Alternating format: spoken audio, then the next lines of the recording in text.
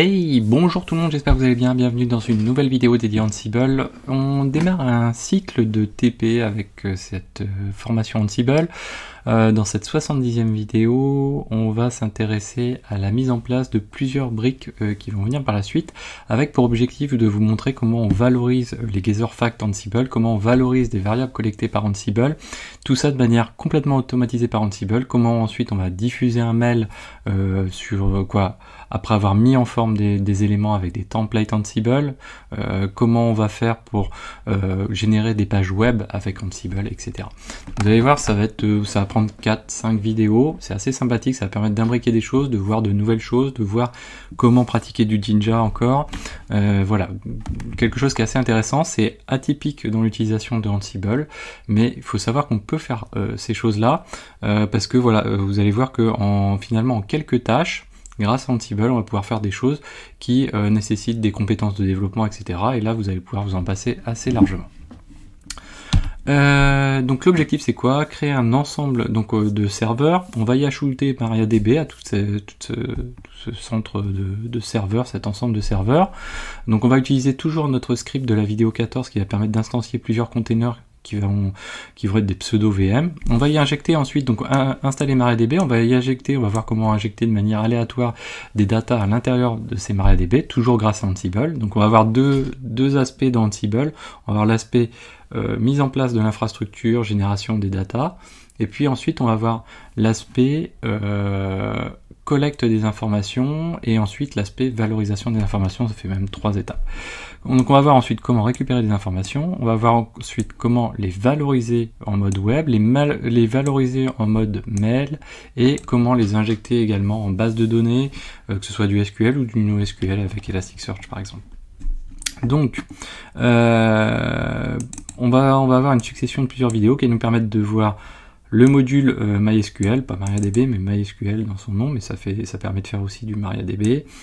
Les set facts, on va revoir les manipulations de Jinja, on verra également l'utilisation du module fetch qu'on avait déjà découvert, le module shell et le templating. Mais vous allez voir que on va travailler un petit peu plus les choses par rapport à ce qu'on a fait jusqu'ici. Donc première chose à faire, donc on va se baser sur le script de déploiement de la vidéo 14 qui est ici. Donc je vais créer, on va faire create, on va créer pas trop de machines parce que ça va prendre du temps, sinon on va créer 5 machines. Ok, donc on va avoir 5 machines, donc ça va être des pseudo VM qui sont finalement des conteneurs, ils sont là, et on va leur passer un -- Ansible de manière à avoir le fameux répertoire Ansible dir. Donc au final, mon répertoire final, hop, voilà, je me répète, si je fais un petit zoom dessus, on va avoir donc dans notre répertoire, hop, Ansible dir, ici, et on a dedans notre inventory, groupe var, host var, et dans notre inventory, on a ces éléments-là. On va dézoomer un petit peu. Hop. Voilà. Donc, première chose à faire, on va commencer ici. Première chose, on va installer MariaDB et on va créer donc un rôle MariaDB pour pouvoir installer MariaDB, gérer l'alimentation d'un MariaDB. Donc pour ça, on va créer, on va se mettre ici. Donc je me remets dans mon répertoire Ansible dir. Je fais Ansible-galaxy init rôle / MariaDB. Ok, donc ça c'est fait. Donc du coup je récupère une structure ici, donc un rôle MariaDB, pas de souci. Dans ce rôle MariaDB, on va bien sûr y créer des tasks, et on va aussi avoir un playbook à côté. Donc on va faire un nouveau fichier. Alors ici il faut pas que je me trompe du niveau où je suis. Ici new file, voilà, playbook.yml. Ok, donc dedans on va faire quelque chose d'assez simple. Donc on reprend notre en-tête classique. Hop, voilà. Bon, je pourrais le faire à la main directement, mais on va essayer de gagner du temps quand même. Donc l'idée c'est d'installer les serveurs avec MariaDB. Voilà, donc ça je le sauvegarde. Ensuite on va donc installer MariaDB. Donc là on va aller dans notre rôle, dans notre task et main.yml, donc ça on le connaît un petit peu par cœur maintenant. On va dans nos tasks, main.yml, ici, je rajoute mes éléments.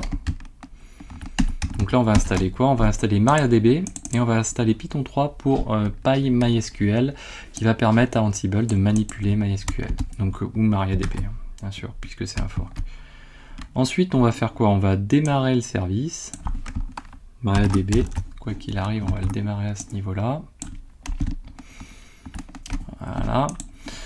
On le enable également de manière à ce qu'il soit démarré et en cas de reboot ne pas le perdre. Et puis ensuite on va utiliser le module qu'on n'a pas encore découvert jusqu'ici, qui est le module MySQL, qui va permettre aussi de manipuler MariaDB. Donc là on a un module qui s'appelle MySQLDB, on a un MySQL user et puis MySQL réplication et info, je crois, quelque chose comme ça. Nous on va juste utiliser MySQLDB là. On va spécifier donc hop là, à chaque fois toc, le nom. Donc on va lui passer en paramètre une liste de noms de bases de données que je vais vouloir créer, donc DB1, DB2, DB3. Et puis ensuite, comme j'ai pas de user pour pouvoir me connecter facilement, il va falloir que je passe par la socket MySQL que je vais utiliser de cette manière-ci en précisant donc en paramètre le login Unix socket et je précise la localisation de la socket. Donc ça, voilà, ça permet d'éviter d'avoir un user. Maintenant, on va pouvoir créer aussi un user. Alors on va pas trop s'en servir, c'est juste pour vous montrer que voilà, on a aussi un module MySQL user ici. Donc je définis un user qui s'appelle Xavki. Le password, bien sûr, on ne le met pas en clair comme ça, il faudrait le volter, etc. etc. Ici, c'est pareil, au niveau des privilèges, je fais en sorte que cet utilisateur puisse accéder à tout. Et puis qu'on puisse y accéder aussi, que se connecter à cet utilisateur de n'importe où. Donc ça, c'est vraiment à customiser en termes d'un point de vue sécurisé, il n'y a rien du tout d'intéressant. Toujours pareil, je me connecte via la socket. Et puis ensuite, hop, on va mettre en place un restarted éventuellement de MariaDB. Alors est-ce qu'on en a besoin à quel endroit?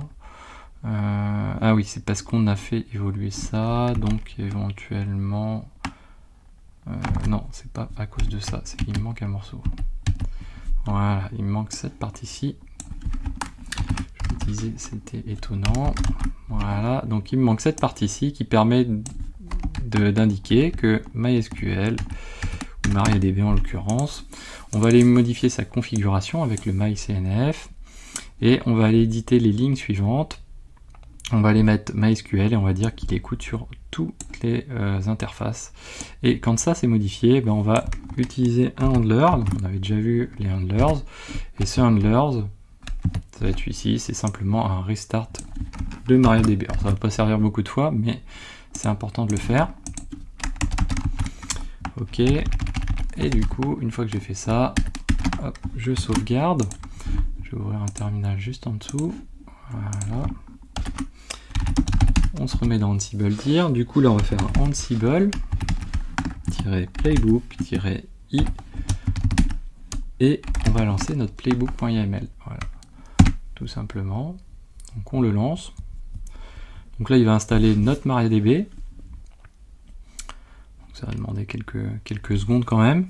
Donc là, ce qui est vraiment important, là aujourd'hui, c'est la première vidéo qui a pour but de poser un petit peu les briques. Hein. Je vous ai expliqué la logique qui est vraiment très très importante. C'est pourquoi on fait ça. Notre objectif, c'est d'une part utiliser vaguement MySQL, on l'a vu là. Ensuite, d'y injecter des données, bon voilà.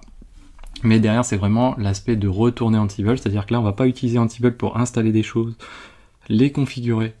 Mais on va vraiment utiliser Ansible pour faire de la collecte d'informations et de la valorisation d'informations, soit qu'ils disposent déjà grâce aux facts, soit des informations qu'on va collecter grâce à des commandes, vous verrez ça plus tard, et puis on va les valoriser toujours grâce à Ansible. Donc ça c'est assez intéressant. Donc là, il procède toujours à l'installation de MariaDB. Donc ça va venir d'un coup, je pense. Donc voilà, donc ce qui va être cool vraiment, c'est cette partie là aussi, donc la valorisation par mail. Donc ce qu'on va faire, c'est que on va utiliser les templates Ansible qui vont être des templates de pages HTML, des templates Jinja, hein, comme on pourrait l'avoir avec une appli comme Flask, etc. Et on va venir y insérer dedans des boucles et des valeurs de Ansible. Ça va permettre de créer des pages HTML. Ces pages HTML, ben, on va demander à Ansible d'installer Nginx et on va les servir par un Nginx, ça c'est une première chose. Deuxième chose, on va générer une page HTML spécifique qu'on va diffuser par mail, qui va permettre aussi d'envoyer des éléments par mail récapitulatifs. Et on peut très bien imaginer que lorsqu'on fait tourner une fois par jour un Ansible, si on y glisse ce genre de petites choses, ça permet d'avoir un état récapitulatif. Alors soit l'état récapitulatif de ce que l'on joue avec Ansible, soit un état récapitulatif de l'état de son parc, etc. Alors il met un petit peu de temps. Quand ça met un petit peu de temps comme ça, ce qu'on peut faire, hein, c'est toujours checker ce que fait Ansible. Donc 172.17.0.2. Voilà, et on fait un ps AUX. Et là on va checker ce que fait Ansible. Donc là on voit tout ça, c'est du Ansible. Hein. Et derrière, donc qu'est-ce qu'il nous fait? Il nous fait donc un Bicom, ok, un Python 3, et là il est sur apt, ok. Bon, a priori il est bien en train de faire l'installation, voilà, donc là il vient de le faire pour une machine. Ça met un petit peu de temps. Ok, alors soit on reprend, soit ça va aller suffisamment vite. Je pense que j'ai pas beaucoup de débit là tout de suite, c'est mal tombé. Ok. Voilà, ça y est. Voilà, donc ça va avancer gentiment. Donc on va y arriver. Donc sur les bases de données, là c'est pas grand chose de très intéressant. On a juste installé une base de données, on a créé un user. Dans la prochaine vidéo, on va voir comment on lui injecte des informations, même de manière aléatoire. Ça va être assez sympa. On va se faire une petite séquence MySQL. Vous allez voir que c'est quelque chose d'assez simple.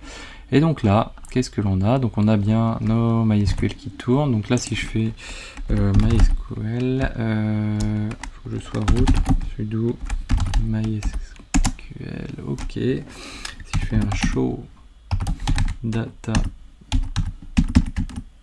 bases, voilà. Donc là on a bien nos bases de données, vous voyez, qui ont été créées, pas de souci. Donc voilà, donc c'est tout pour aujourd'hui. Je ferai faire segmenter vraiment les vidéos, avancer au fur et à mesure. J'espère que cette vidéo vous a plu. N'hésitez pas à vous abonner pour ne pas manquer les prochaines, à mettre des pouces bleus, à commenter. Et moi je vous dis à très bientôt sur Xavki.